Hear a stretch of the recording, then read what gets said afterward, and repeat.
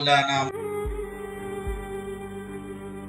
کائنات کی تمام چیزیں آسمان سے لے کر زمین تک، پہاڑوں سے لے کر سمندر تک، درختوں، چرند پرند، زمین کے جتنے خزانے ہیں، آسمان سے برستی بارش، یہ ساری کی ساری چیزیں صرف انسان کے فائدے کے لیے اللہ نے بنائی، اور یہ تمام چیزیں اللہ کے حکم کے تابع ہیں۔ جب سے آسمان کو اللہ نے بنایا تب سے لے کر آج تک، بلکہ تا قیامت آسمان اپنی جگہ پر قائم ہے، تھوڑا بھی اپنی جگہ سے ہٹا نہیں، تھوڑا بھی اپنی جگہ سے حرکت نہیں کی۔ پہاڑ اپنی جگہ قائم ہے، سمندر اپنی جگہ قائم ہے، اور سورج جو اللہ رب العزت نے اس کو بنایا اور برابر مشرق سے نکلتا ہے اور مغرب میں غروب ہوتا ہے۔ چاند کو بھی اللہ نے بنایا، کبھی اس نے اللہ کے حکم کی خلاف ورزی نہیں کی کہ میں رات میں کیوں لوگوں کو روشنی دوں، میری حیثیت صرف رات میں لوگوں کو روشنی دینے کی ہے کیا؟ میں دن میں کیوں نہیں طلوع ہو سکتا ہوں؟ سورج نے کبھی یہ نہیں کہا کہ میں دن میں ہی کیوں طلوع ہوں، میں رات میں کیوں طلوع نہیں ہو سکتا، رات میں لوگوں کو روشنی کیوں نہیں دے سکتا۔ ایسا ان چیزوں نے کبھی اللہ کی مخالفت نہیں کی۔ سمندروں میں رہنے والا پانی کبھی اللہ کی مخالفت نہیں کی۔ کوئی چیز جس کو اللہ نے اپنی قدرت اور اپنی نشانی کے طور پر بنایا ہے، ان میں سے کسی چیز نے بھی اللہ کی کبھی نافرمانی نہیں کی۔ زمین جب سے اس کو اللہ نے پیدا کیا تب سے لے کر آج تک، بلکہ قیامت تک، کبھی ایسا نہیں ہوا کہ ہم نے چاول کی بیج ڈالی ہو اور زمین چاول کی بجائے گیہوں پیدا کیا ہو، ایسا نہیں ہوا۔ کبھی انگور کی بیج ڈالی ہو، انگور کی جگہ میں انار نکلا ہو، ایسا نہیں ہوا۔ جتنی بیج انسان اپنے ہاتھوں سے ڈالتا ہے تو زمین اسی کو پیداوار کے طور پر اگاتی ہے اور دیتی ہے۔ کبھی ایسا نہیں ہوا کہ جام پیدا ہو کر میں کیوں جام کا مزہ دوں، آم کا مزہ کیوں نہیں دوں؟ تو جام میں جام ہی کا مزہ ہوتا ہے، آم کا آم ہی کا مزہ ہوتا ہے۔ ہر مزہ الگ الگ زمین نے جس کو اللہ رب العزت نے حکم دیا اسی کے مطابق پھلوں میں مزے ہیں، لذت ہے، ان میں لذتوں میں بھی کبھی فرق نہیں آیا۔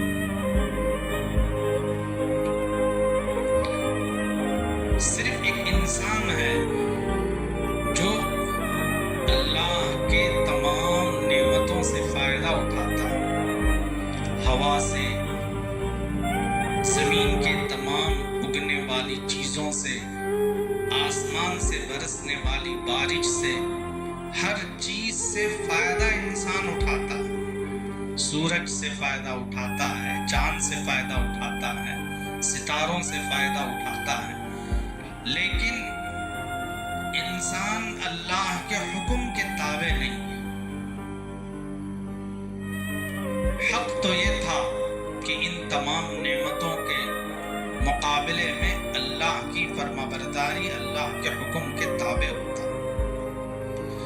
جو جتنا محسن ہوتا ہے وہ اتنا شکر گزار ہوتا ہے۔ ہم اللہ کی نعمتوں کی اتنے اللہ نے ہم پر احسانات فرمائے ہیں جن احسانات کا ایک حق بھی ہم ادا نہیں کر سکتے۔ وہ وَإِن تَعُدُّوا نِعْمَةَ اللَّهِ لَا تُحْصُوهَا، اگر اللہ کی نعمتوں کو گننے لگو تو کبھی گن نہیں پاؤ گے۔ علماء فرماتے ہیں درختوں کے پتوں کو گن سکتے ہیں، ممکن ہے، اور آسمان پر جو ستارے نظر آتے ہیں ممکن ہے کہ ان ستاروں کو بھی گن لیں، اور ذرے ذرے زمین کے اس کو بھی اگر گننا چاہو تو گن سکتے ہیں، لیکن اللہ کی نعمتوں کو کبھی گن نہیں سکتے۔ تو ان نعمتوں کا حق، ان نعمتوں کا تقاضا انسان کے لیے یہ تھا کہ وہ اللہ کا فرما بردار ہوتا۔ اسی لیے اللہ رب العزت نے انسان کو کس نے بنایا؟ اللہ نے بنایا، اس کی حقیقت بتائی، ہم نے تجھے بنایا۔ کیسے بنایا؟ میں نے شروع میں آیت شریفہ تلاوت کی جو سورہ دہر کی شروع کی آیت ہے، هل أتى على الإنسان حين من الدهر لم يكن شيئا مذكورا، کیا انسان بھول گیا کہ اس پر ایک ایسی حالت نہیں گزری جبکہ وہ کوئی ذکر کرنے کے قابل چیز نہیں تھا، وہ بیان کیے جانے کے قابل ہی نہیں تھا، لوگوں کے سامنے اس کا تذکرہ کیا جائے ایسے چیز کا بھی قابل نہیں تھا انسان۔ ہم نے پیدا کیا، کیسے پیدا کیا؟ انا خلقنا الانسان من نطفة امشاج، ہم نے انسان کو پیدا کیا میاں بیوی کے ملے ہوئے نطفے سے، گندگی سے، ایسی گندگی کہ انسان کے جسم سے اگر نکلتی ہے تو انسان ناپاک ہو جاتا، اگر کپڑے پر لگ جاتی ہے تو کپڑا ناپاک ہو جاتا۔ ایسی گندگی سے ہم نے انسان کو پیدا کیا، اور جب پیدا ہونے کے بعد، بچوں کو ذرا خاموش کرو بھائی، پیدا ہونے کے بعد جب بچہ جس گندگی کو ہم گھناؤنی قسم سے ہم کتراتے تھے اور ہم اس سے نفرت کرتے تھے، وہی نطفے کو ہم نے انسان کے بچے کی شکل دی۔ جب گھر میں بچہ پیدا ہوتا ہے تو باپ کے چہرے پر بھی خوشی، ماں کے چہرے پر بھی خوشی، دادا دادی کے چہرے پر بھی خوشی، خاندان میں خوشی کی لہر دوڑ جاتی ہے کہ گھر اولاد ہوئی ہے، گھر اولاد ہوئی ہے۔ پھر خوشی ہی نہیں بلکہ والدین کے دلوں میں اللہ محبت ڈال دیتا ہے، ایسی محبت ڈال دیتا ہے، ایسی محبت ڈال دیتا ہے، خدا نخواستہ اگر بچہ ایسا پیدا ہوا ہے کہ جس کی آنکھ نہیں ہے، جس کے کان نہیں ہے، جس کے ہاتھ نہیں ہے، جس کے پیر نہیں ہے، پھر بھی ماں ہاتھ نہ ہونے کے باوجود بھی اس بچے سے محبت کرے گی، آنکھ نہ ہونے کے باوجود اس بچے سے محبت کرے گی، پاؤں نہ ہونے کے باوجود اس بچے سے محبت کرے گی۔ یہ نہیں کہے گی کہ پاؤں نہیں ہے یہ میرا بچہ نہیں ہے، آنکھ نہیں ہے یہ میرا بچہ نہیں ہے، اور کان نہیں ہے یہ میرا بچہ نہیں ہے۔ ایسا کوئی ماں انکار نہیں کرے گی، بلکہ اللہ اس کے دل میں بھی محبت ڈالتا ہے۔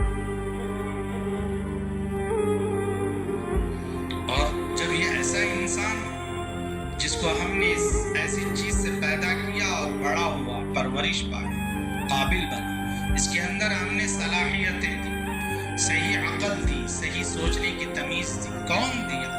ماں باپ نے دیا؟ نہیں میرے دوستو، اللہ نے دیا۔ کیوں دیا؟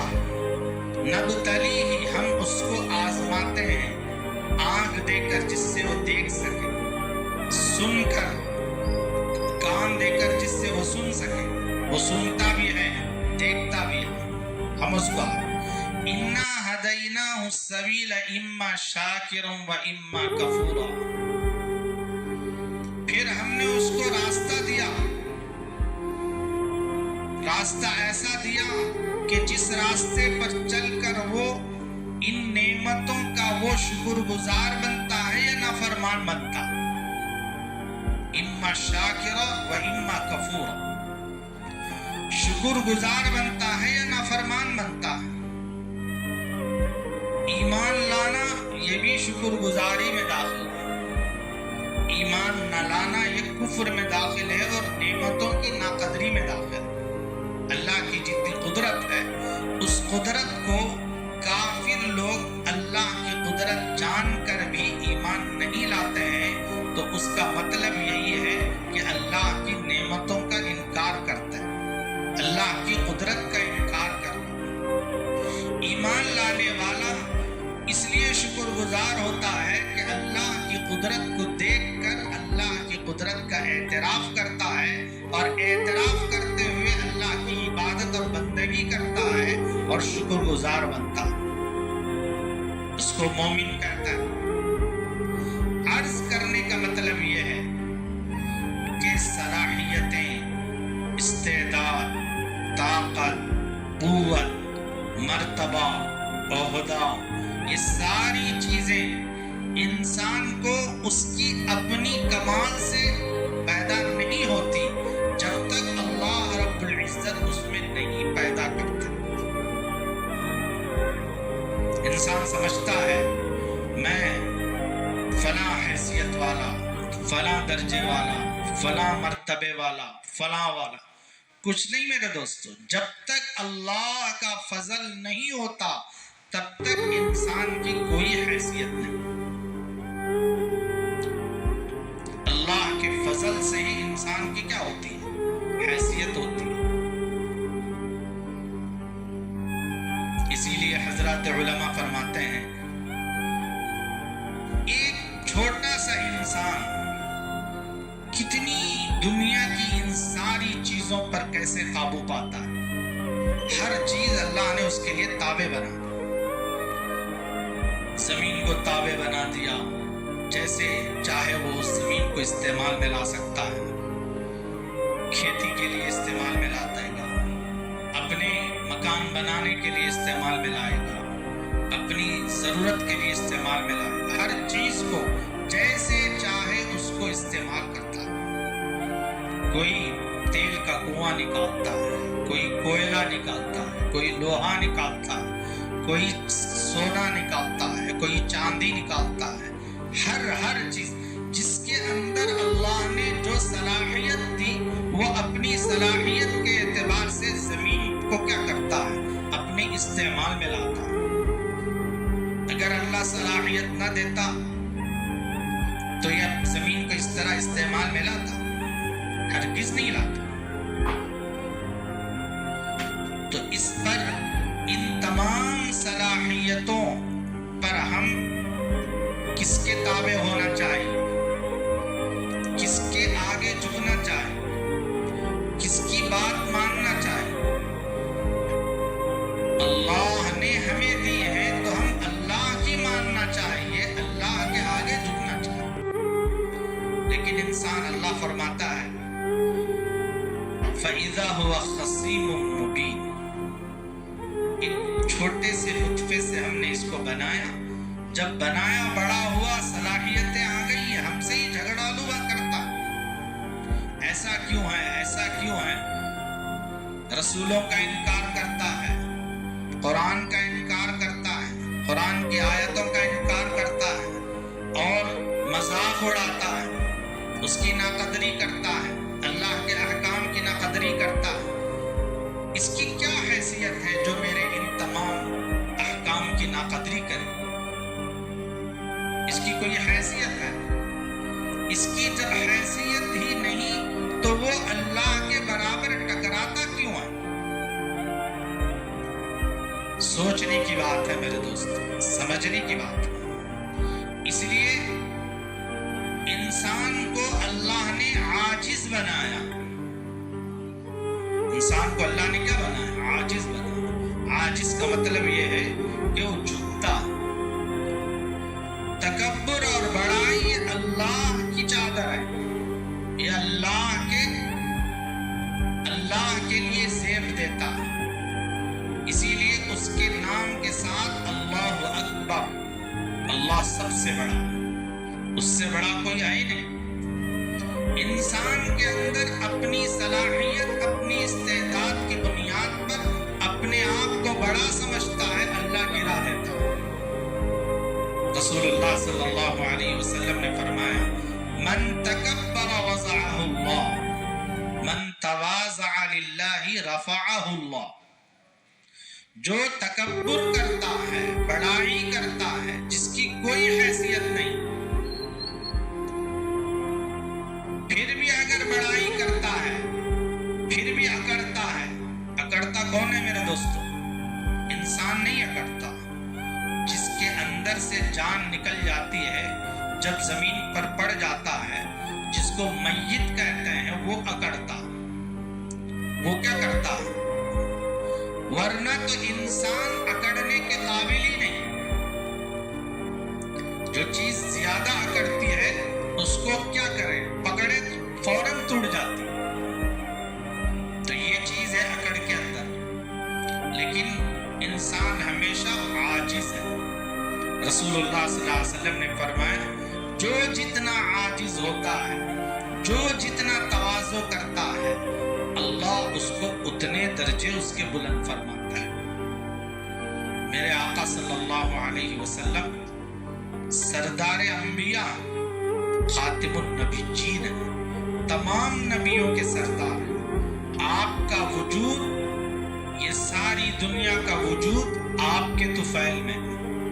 اگر آپ نہ ہوتے تو دنیا کی کوئی چیز نہ ہوتی، ہم نہ ہوتے کوئی نہیں ہوتا۔ آپ کیا فرماتے ہیں؟ میں جب کھاؤں کھانا تو میں ایسے کھاؤں کہ غلام کی طرح کھاؤں، میں زمین پر چلوں تو ایسے چلوں ایک بندہ، ایک غلام چلتا ایسے۔ حدیث میں آتا ہے رسول اللہ صلی اللہ علیہ وسلم جب چلتے تو ایسے چلتے جیسے کنواری بچی چلتی، شرم و حیا سے۔ ایک کنواری لڑکی جس کے اندر شرم و حیا کیسی ہوتی ہے، تو جس طرح شرم و حیا سے وہ زمین پر چلتی ہے، اللہ کے نبی علیہ الصلوۃ والسلام اس سے زیادہ زمین پر شرم و حیا سے چلتے ہیں۔ اس لیے اللہ نے فرمایا اکڑنے والے کے لیے انک لن تخلق الارض ولن تبلغ الجبال طولا۔ تو جو اکڑ رہا ہے، تیری اکڑ سے نہ تو پہاڑ کو پھاڑ دے گا، نہ زمین کو پھاڑ سکتا ہے، نہ پہاڑ کے اوپر پہنچ سکتا ہے۔ تو کتنا 6 فٹ کا ہے، تو 6 فٹ کا انسان نہ زمین کو پھاڑ سکتا ہے، نہ پہاڑ کے اوپر پہنچ سکتا ہے۔ تیری حیثیت تو اتنی ہے، لیکن پھر کیوں اکڑتا؟ وَلَا تَمْشِ فِي الْأَرْضِ مَرَحًا۔ اللہ فرماتا ہے زمین پر اترا کر نہ چلو، زمین تمہاری نہیں، زمین میری ہے۔ اگر میں زمین کو حکم دوں پھٹ جائے، دھس جائے۔ وَلَا تُصَعِّرْ خَدَّكَ لِلنَّاسِ، اور لوگوں سے اپنے گال کو نہ پھیرو۔ وَلَا تَمْشِ فِي الْأَرْضِ مَرَحًا إِنَّ اللَّهَ لَا يُحِبُّ كُلَّ مُخْتَالٍ فَخُورٍ۔ اللہ کہتا ہے کہ میں ہر اکڑنے والے کو، ہر تکبر کرنے والے کو ناپسند کرتا ہوں، پسند نہیں کرتا۔ جس چیز کو اللہ پسند نہیں کرتے، دنیا والوں میں بھی اس چیز کو پھیلا دیتے ہیں، اس کو پسند نہ کرو، اس کو پسند نہ کرو۔ حدیث میں آتا ہے جس چیز سے اللہ محبت کرتے ہیں، زمین کو، فرشتوں کو حکم دیتے ہیں اے فرشتوں یہ بندہ میرا ہے، تم سب اس سے محبت کرو۔ حضرت جبرائیل علیہ السلام فرشتوں میں آتے ہیں اور فرشتوں کو حکم دیتے ہیں، جو زمین پر اترنے والے رات کے فرشتے ہوں یا دن کے فرشتے ہوں، ان کو حکم دیتے ہیں اے فرشتوں تم زمین پر جا رہے ہو، جا کر سارے لوگوں میں، سمندر کی مچھلیوں میں، چرندوں میں، پرندوں میں، درندوں میں، سب میں اس بندے کی محبت اللہ کر رہے ہیں، ڈال دو ان کے دلوں میں۔ چنانچہ چرندے بھی اس بندے سے محبت کرتے ہیں، درندے بھی اس سے محبت کرتے ہیں۔ وہ ذکر کرتا ہے تو اس کے ذکر سے خوش ہوتے ہیں، وہ بولتا ہے تو اس کے بول سے خوش ہوتے ہیں۔ جو تکبر کرتا ہے تو اللہ، جو بڑائی کرتا ہے اللہ اس سب کے دلوں میں نفرت ڈال دیتا ہے۔ تو یہ اللہ کی طرف سے ہوتا ہے۔ اسی لیے فرمایا انسان چاہے جس مقام پر بھی پہنچائے کبھی اپنے پیچھے کی حالت کو نہ بھولے، اپنے اوقات کو نہ بھولے. ہم کس وقت میں کیسے تھے اور آج کس حالت میں ہیں؟ کیا میں اپنی صلاحیت سے اس حالت پہ پہنچا؟ میں اپنے محنت سے اس حالت پہ پہنچا؟ میں کون ہوں اس حالت پہ پہنچنے والا؟ میرے رب نے مجھے اس حالت تک پہنچایا، میرے رب نے مجھے اس مقام تک پہنچایا. اگر اس کا فضل نہ ہوتا، اس کا کرم نہ ہوتا تو میں اس حالت تک ہرگز نہیں پہنچ سکتا. سلطان محمود غزنوی رحمت اللہ علیہ بادشاہ بھی تھے، بڑے اللہ والے بھی تھے، اور یہ بہت عقل مند بادشاہ تھا. آدمی کو جب دیکھتا تو فوراً اس کی ساری حالت کو پہچان لیتا کہ یہ میرے کس کام آئے گا، یہ آگے کس حد تک پہنچے گا، آگے کس حد تک ترقی کرے گا. فوراً دیکھتے ہی چہرے پہ پہچان لیتا تھا. ایسے اللہ نے کچھ لوگوں کو صلاحیت اپنے اندر دیتے ہیں لیکن وہ لوگ اس کا اظہار نہیں کرتے. اس میں حضرت امیر المومنین عمر رضی اللہ عنہ، یہ تو بڑی فراست اللہ نے ان کو دی تھی. اسی لیے حدیث میں آتا ہے مومن کی فراست سے بچو، اتقوا فراست المؤمن، مومن کی فراست سے بچو. اس لیے کہ یہ دیکھتے ہی کیا کرتا، پہچان لیتا یہ کیا کیا کرتا ہے، اس کی حالت کیسی. بعضوں کو اللہ یہ صلاحیت، استعداد اللہ خود دیتے ہیں. تو سلطان محمود غزنوی ایسا ہی بادشاہ تھا.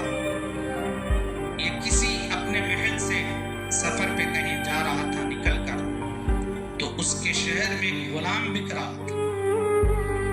تو اس نے دیکھا کہ غلام بک رہا ہے، اس کے اوپر اس کی نظر پڑی. فوراً اس غلام کے پاس گیا اور جو اس کو بیچ رہا تھا اس سے کہا اس کی قیمت کیا؟ تو اتنی قیمت ہے. اس کو خریدا. فوراً اپنے محل جو سفر پہ جا رہا تھا اسی سفر پر ساتھ لے گیا. پھر اس کے بعد محل لے آیا. محل لا کر اس کو اتنا درجہ دیا، اتنا درجہ دیا جتنا درجہ وزیروں کا ہوتا ہے، جتنا درجہ اس کے تمام مشیروں کا ہوتا ہے، اس کے برابر کا درجہ.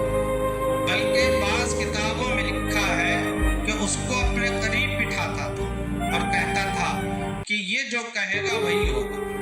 اس کی رائے کو کاٹتا نہیں تھا، اس کی رائے کے برابر کسی اور کی رائے کو تسلیم نہیں کرتا تھا. تو ظاہر بات ہے جب آدمی غلام بن کر بازار میں بک رہا تھا، محل آیا، محل آ کر اتنا بڑا مقام پایا کہ بادشاہ کے بالکل قریب، کہ اتنا قریب کہ اس کی بات کو بادشاہ کاٹتا نہیں، بادشاہ اس کی بات کو ہرگز، اس کی رائے کو کبھی کاٹتا نہیں، ہمیشہ اس کی رائے کو قبول کرتا ہے. جب اتنا مقام ہے تو تمام وزراء اس سے حسد کرنے لگے، جلنے لگے. کیوں؟ تھوڑے دنوں میں اتنا پاپولر ہو گئے، تھوڑے دنوں میں اتنا مشہور ہو گئے. شہرت بھی بہت خطرناک چیز ہے. اسی لیے رسول اللہ صلی اللہ علیہ وسلم ہمیشہ اپنی دعاؤں میں یہ دعا کرتے تھے کہ اللہ مجھے ریاکاری سے بچا، دکھلاوے سے بچا، مشہور ہونے سے بچا.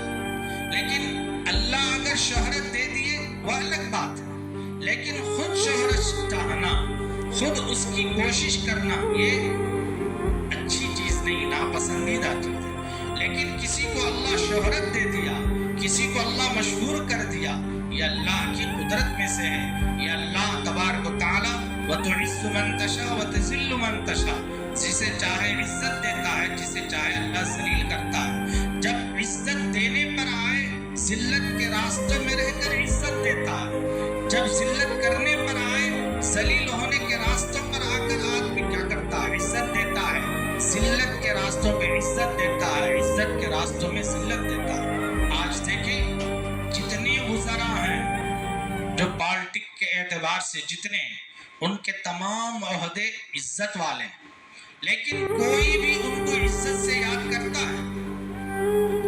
وزیر اعظم ہو اور ہوم منسٹر ہو، کوئی بھی ہو، ہر ایک کے زبان پر ان کو گالیاں ہی گالیاں دیتے.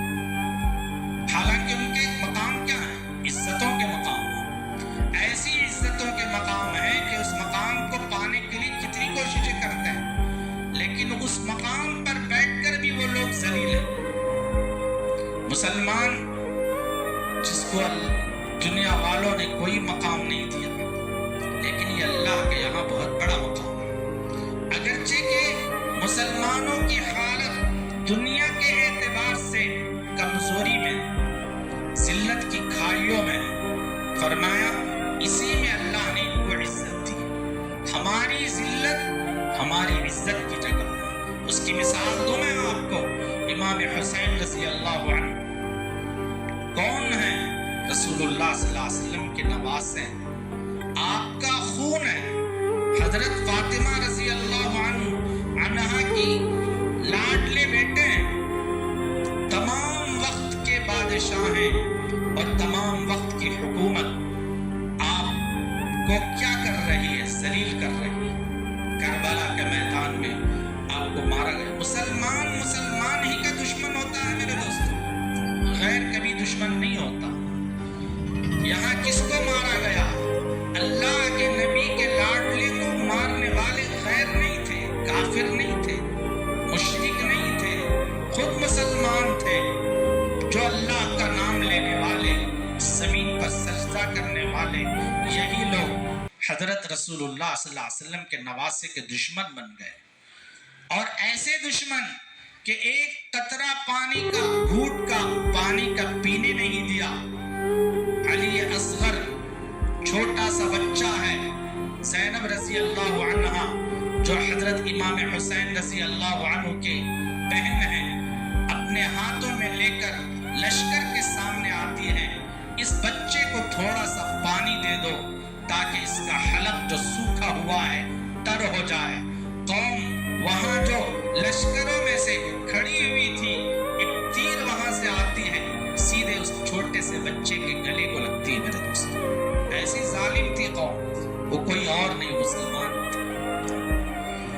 تو یہ تمام امام حسین رضی اللہ عنہ کربلا کے میدان میں ذلت کے راستے میں، لیکن آج بھی امت ان کو محبت سے یاد کرتی ہے۔ ان کے بغیر نام لینے کو آدمی بے قرار ہوتی ہے، بے چین ہوتی ہے، ہمیشہ یاد کرتی ہے۔ اب جن لوگوں نے ان کو مارا ہے، جن لوگوں نے ان کو شہید کیا ہے، حالانکہ وہ عزت کے مقام پر تھے، کوئی ان کو یاد کرتا، کوئی ان کو نام لیتا ہے؟ کوئی بھی نام نہیں لیتا۔ تو شہرت اللہ جسے چاہے دے دیتا ہے۔ میں عرض کر رہا تھا، سلطان محمود غزنوی کے محل میں جتنے وزراء تھے سب حسد کرنے لگے، جلنے لگے اس کی شہرت سے، اور آ کر اس کی غیبت کرنے لگے۔ جب شہرت ہو جاتی ہے، جب لوگ چاہنے لگتے ہیں تو ان کے عیب تلاش کرتے ہیں کہ یہ کیا گناہ کرے گا، اس کا کیا عیب ہے، اس کو اچھائیاں کبھی نہیں تلاش کرتے۔ مکھی جو ہوتی ہے میرے دوستوں، جسم پر کہاں بیٹھتی ہے؟ جہاں زخم ہوتا ہے وہیں بیٹھتی ہے۔ اتنا پورا جسم ہے، حالانکہ پاکیزہ ہے، اس پر کبھی مکھی نہیں بیٹھتی۔ لوگ اپنے آپ کو مکھی بننا پسند کرتے ہیں، یہ نہیں پسند کرتے کہ اچھائیاں دیکھیں، خوبیاں دیکھیں، اس کے اخلاق کیسے ہیں، یہ اس کے کردار کیسے ہیں، یہ اتنے دنوں سے اس کے کردار ایسے ہیں، پھر بھی انسان نہیں سمجھتا ہے تو انسان کی بد اخلاقی ہے، بدعقلی، کمزوری۔ تو میں عرض کر رہا تھا، تو وہ غیبت کرنے لگے بادشاہ کے پاس۔ کیا غیبت کرنے لگے؟ یہ غیبت کرنے لگے کہ جہاں بنا یہ رات میں اپنے کمرے میں جاتا ہے، کمرہ بند کر لیتا ہے، گھنٹوں گزر جاتے ہیں، کمرے سے باہر نہیں نکلتا، حالانکہ ہم سمجھتے ہیں، اور کسی کو اس کمرے میں داخل ہونے نہیں دیتا، اور اس کی چابی اپنے دوست کو بھی نہیں دیتا، اپنے جاننے والوں کو بھی نہیں دیتا۔ ہمیں اندازہ ہے کہ یہ کمرے میں داخل ہو کر بہت دیر تک محل کے اندر رہنے والے جو خزانے ہیں، सोने जवाहरात हैं वो अपने कमरे में मुंतकिल कर रहा है, जमा कर रहा है, इस किस्म की बातें करने लगा।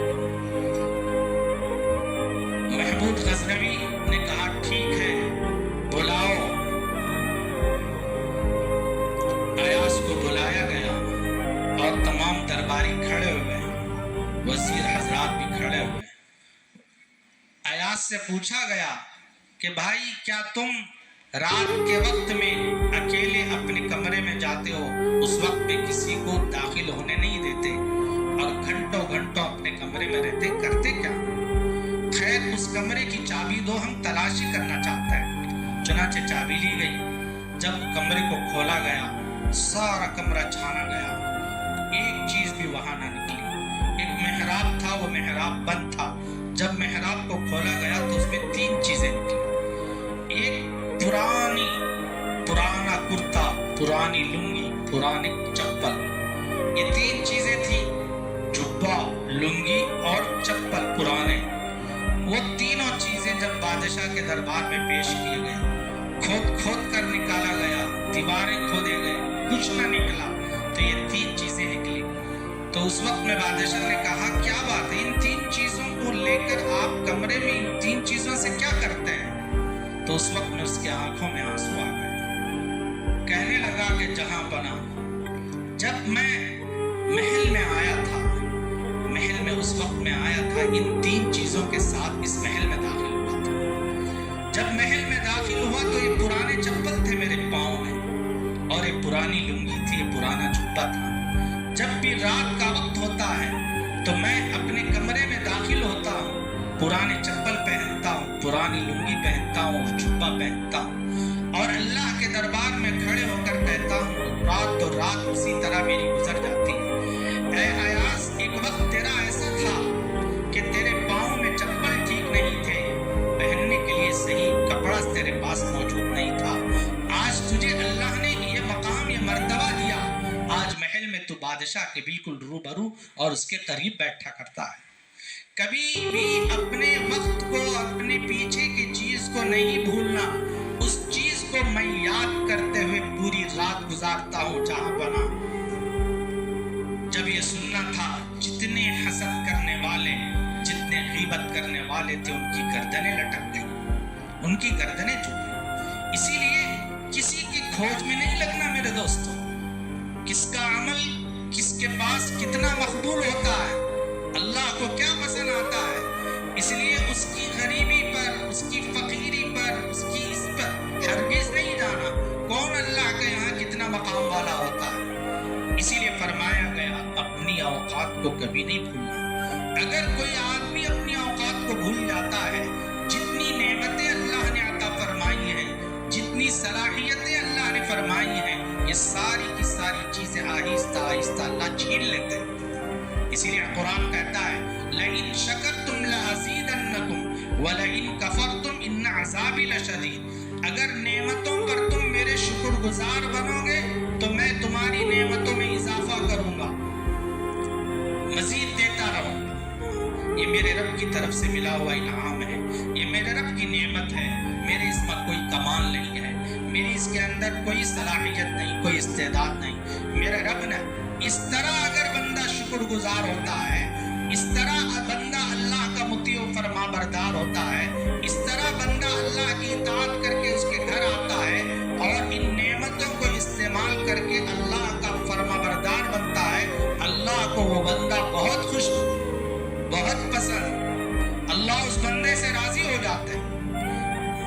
और ऐसे राजी होते हैं परवरदिगार कि उसके थोड़े अमाल हैं तो भी खुश हो जाते हैं।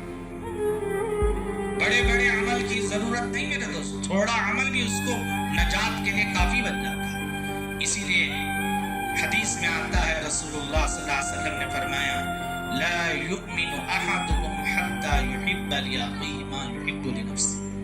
कामिल ईमान वाला आदमी उस वक्त तक नहीं हो सकता जो चीज हम अपने लिए पसंद करते हो वही अपने भाई के लिए पसंद करो। मैं क्या पसंद करता हूँ? मैं अपने लिए राहत पसंद करता हूँ, मैं अपने लिए खुशी पसंद करता हूँ, मैं अपने लिए आराम पसंद करता हूँ। तो हमारा भी हक बनता है